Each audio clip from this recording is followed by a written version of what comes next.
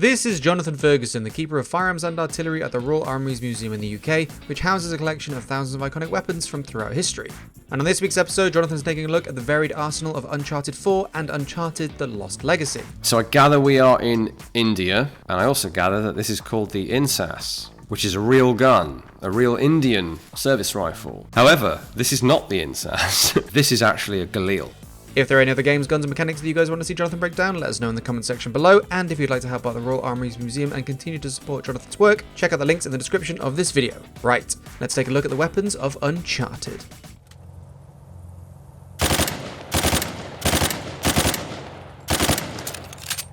I suppose my first impression is of the shooting mechanics generally. Slightly exaggerated shooting stance, but some people do shoot like that with the head canted over to the side, sort of lining up on their right arm. The rate of fire on this thing, so it's 3-round burst, that's correct. 3-round burst on rifles is a bad idea, generally.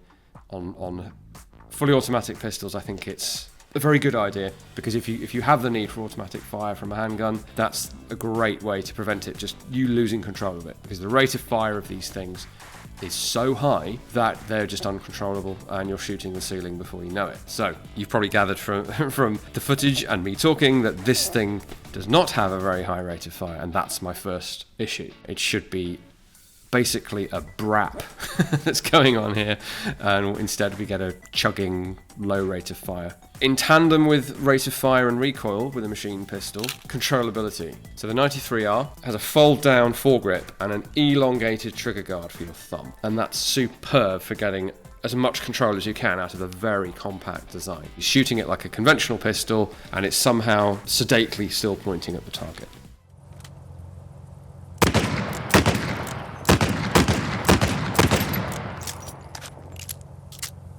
I've got a nice external view here of our protagonist with a Mateba revolver. So as people will probably know, the Mateba is not just an interesting design, it's called an auto revolver. So it's a little bit like the Webley Fosbury that cycles like almost like a self-loading pistol, rather than relying on the manual operation of pulling through on the trigger. Although with the hammer down, you still have to fire it as a double-action revolver, so the cylinder revolves as you pull through on the trigger, and the hammer drops to fire the first round, and then it self-cocks. So what should be happening is the hammer falls, after the first shot anyway, the hammer falls, and the cylinder is revolved, and the hammer is actuated by the recoil of the weapon. What seems to be happening is the cylinder is starting to revolve as the trigger is pulled. I may be misreading that, but that's my assessment, in which case it would be a little bit off. The reload's quite interesting, using the other hand to push the cylinder through to the other side to reload it, something a little bit different than the usual flick it out sideways, reload it and flick it back in. It's ever so slightly idiosyncratic, much like the gun.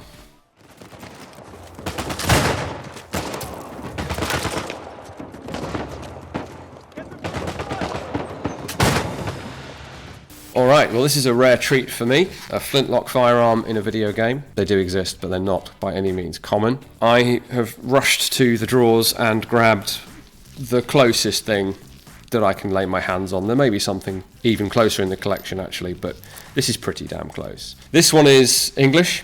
It's actually marked London, made by Jova, who is a UK-based gun maker in the 18th century. Now this doesn't have the flint in the jaws of the cock. Imagine, if you will, a piece of sharp stone in here, because that's of course how the flintlock works. Now the general form of this matches what we see on screen pretty well, although the barrel on that one is a 2-stage or Spanish barrel, where it starts out faceted at the breech and then goes round. That's perfectly correct. What's not really correct is the flare of the muzzle. What this looks most like at the muzzle is like a First World War flare pistol, and that may be what they've modelled the flared out muzzle on. The reason that matters is that would be, if that got knocked, that would dent. It's a relatively minor issue. This is quite a good representation of a flintlock pistol. The two-handed tactical grip on it is amusing, but I have fired flintlock pistols using that grip experimentally, and it works very well. Traditionally, pistols were only ever fired one-handed. If someone from the 18th or early 19th century saw you do this with a pistol, they would think you were mad, I'm sure. Unfortunately, the reload is completely glossed over I'll just demonstrate this on the more robust, less fragile pistol that I've chosen. So we start in the firing position like this. Trigger is pulled, the flint that would be in here scrapes off hot sparks and throws open the pan. Sparks land in the pan, flash, and then boom. That's how these things work. So we would end up in this position. What we then see is the main character just reaches forward and flicks the pan closed again. I think at the same time the cock is being somehow automatically pushed back. So by doing that, we somehow move them both back. Well, that's going to do nothing. That's not going to put any new priming powder in your pan. It wouldn't bring the cock back, and it absolutely does not put powder and bullet down the muzzle, which is why it's called a muzzle loader.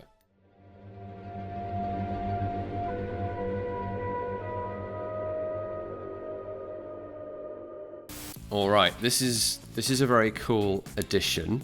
Clearly from the list, a collectible item called a lantern mounted flintlock.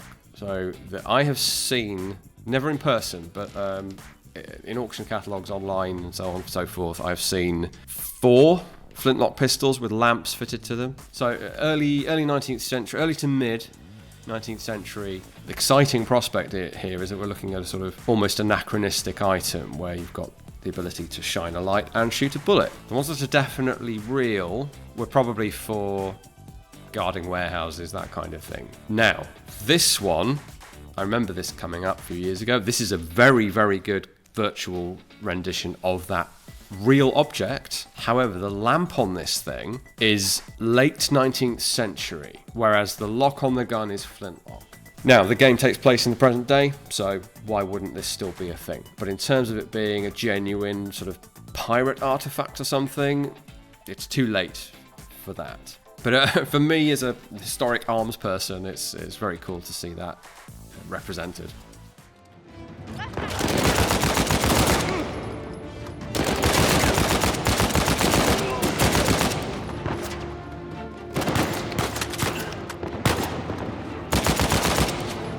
Next one up is sort of a Steyr Solothurn MP34. In some aspects, very close to the MP34. So the buttstock's sawn off. Okay, anyone could do that to make it more compact. That would be a major problem for accuracy, but nonetheless. Various details are absolutely spot on from what I can see. The front sight protectors, the cooling jacket around the barrel, this distinctive architecture around the top of the gun with the flip-up disassembly, which I won't do for time reasons. That's all beautifully modelled, despite not being very visible from third person. But weirdly, we have done away with the relatively iconic side-mounted magazine of the MP34. That whole bit of the receiver has been deleted and the ejection port filled in, and a different magazine located on the bottom of the gun. And the caliber of that looks massive. So suddenly we've got this, it sounds and behaves like a 9mm submachine gun. And that lack of recoil,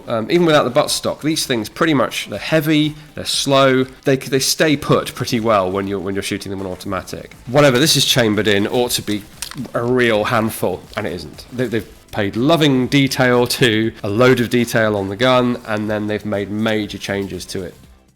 Take him down.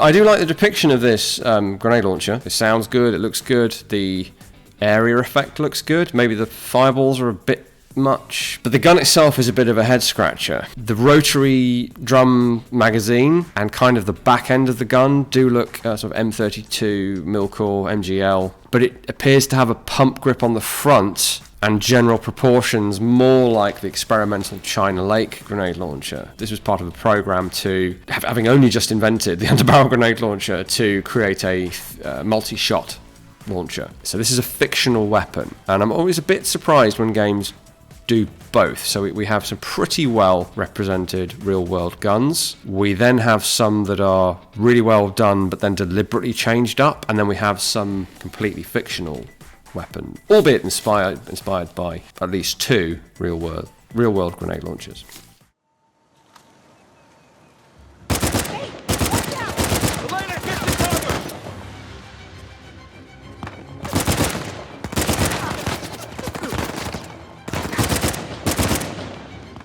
This is the good old FN-FAL, or FAL if you prefer, specifically with this metallic and round section handguard, which is the dead giveaway. This is the Israeli incarnation of the FAL. I'm not sure geographically whether this makes sense as being in the game or not. I'm also not as au fait with Israeli FALs as I should be to be able to say whether the differences I'm seeing are legitimate or not. I can safely say that the top cover is in fact wrong. It should be this classic, almost steeple profile, very rounded shape, not the squarish shape that we see here. Bolt itself is rounded. Here the bolt is quite square and blocky. Where I'm hazy would be with the buttstock. So our version has this particular profile. The version in the game is continuing these machined lines on the receiver into the top of the buttstock. Are there any out there that are like that? I don't know. Maybe. Now, partly I suspect why the top cover is wrong is that it's got a Picatinny rail built into it. I guess somebody has been buying online or something and has got a railed top cover so that in the game you can accessorize it. A bit of a bugbear of mine to change up classic guns and fit optics to them, but in a present day setting, it's perfectly fine. But otherwise, it's not a bad rendition of this specific version of the FAL.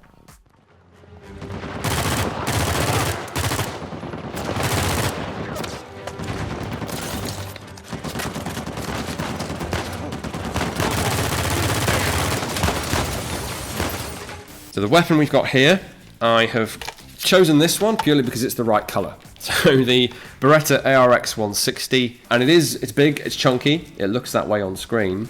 It's very substantially made of polymer, and this one is brown. This has also got an updated rail system that is machined aluminium and sits over the top of the polymer shell. Now I don't think the one in the game is representing that, and it certainly isn't representing the elephant in the room here, which is an AK magazine, because this one is a 7.62 by 39 caliber Beretta. Now I do like the way this is behaving. Rate of fire seems about right. It has a sort of presence to it, if that doesn't sound too pretentious. The reload's a bit weird, changing the magazines with the right hand. I think he's got the cocking handle on the left-hand side. Maybe that's just his preference as a left-hander and someone who's perhaps not had rigorous military training. I don't know the character's background, to be fair.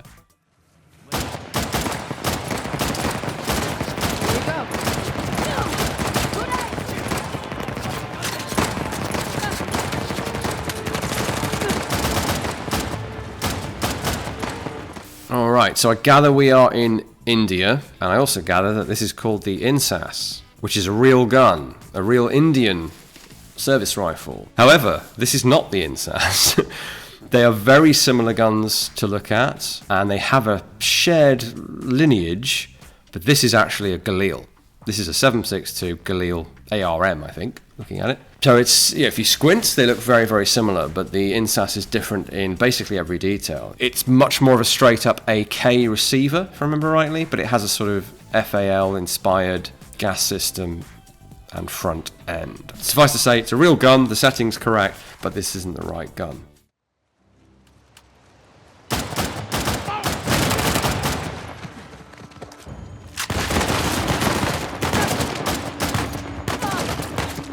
Maybe I didn't fail to notice this on Uncharted 4, and it's the same there, but what we have in third-person view, aiming down the sights, is, well, not actually aiming down the sights. The character is not properly shouldering the rifle, and is looking over the top of the gun, rather than trying for a cheek weld, as it's known, for extra stability, and putting your eye directly behind the sight. There are parallels for this. Special Operations Forces used to shoot along these lines, maybe more centrally into the chest, looking over the gun at close quarters, before we had good close quarter battle optics. I suspect that's a deliberate choice to let you see more of what's going on with the gun, because we're not a first-person shooter and we can't see the gun model in front of our face. Plus you have a slightly better field of view around the character if it's head, gun, rather than head and gun together blocking half the screen.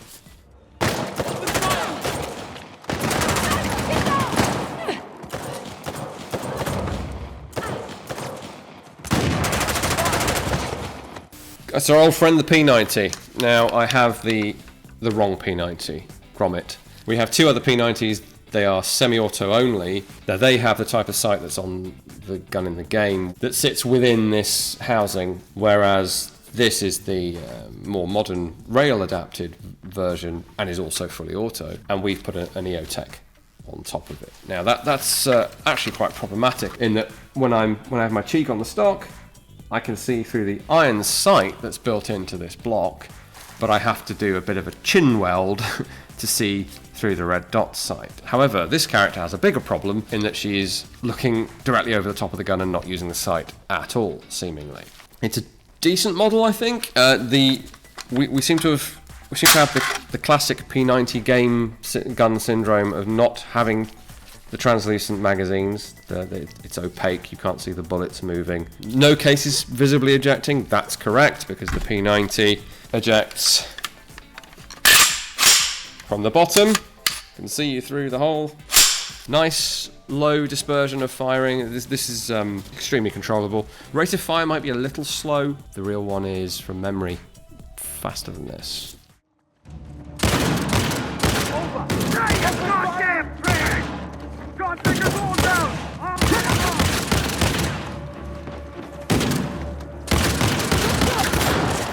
So this is a Saiga style AK 12 gauge shotgun, or AK based 12 gauge shotgun with a drum magazine, of course. The way it's modelled, or animated I should say, feels quite realistic because this thing's got significant recoil. If that's buckshot or I think it's got to be buckshot based on the apparent spread. It's bucking away like crazy. I'm not sure it's inaccurate enough considering how much it's moving around at the shooter's end. It seems to still be putting all of its shots in roughly where you would want them to go. But at least you get the sense of something powerful but hard to control. We do, in terms of effects of this thing, we are seeing people getting knocked back quite drastically by a shotgun. A huge trope, of course, from movies and similar things. Shit, you got him! You're not taking no way out of this!